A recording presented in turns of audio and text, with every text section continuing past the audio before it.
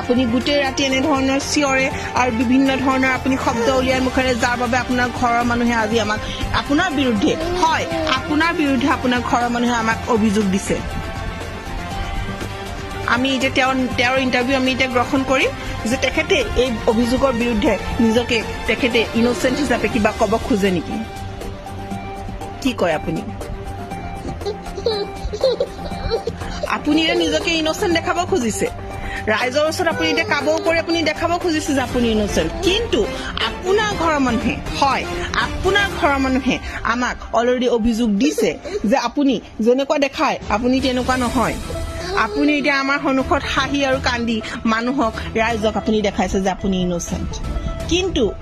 আপুনি তেনেদৰে নহয় আপুনি যোৱাকালি ৰাতি আপুনি গোটেই ৰাতি সাৰে থাকি এনেধৰণৰ অদ্ভুত শব্দ উলিয়াইছে আৰু কৈমিৰিগাৰ যাদুৰ লগত আপুনি সংযোগ স্থাপন কৰিব খুজিছিলে এই কথাটো সঁচা নে মিছা বাৰু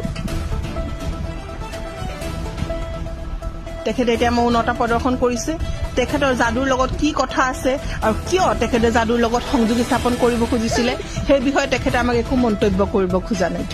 নিশ্চয় তেখেত এজন চোৰাংচোৱা আৰু যাদুৰ লগত মনে মনে কথা পাতিব খোজে আৰু আমাক সেই বিষয়ে একো অৱগত নকৰিছে আমি এই বিষয়ে ৰাইজসকল অতি সোনকালে আমি ইয়াৰ তদন্ত কৰিম আৰু আপোনালোকৰ মাজলৈ পুনৰ ঘূৰি আহিম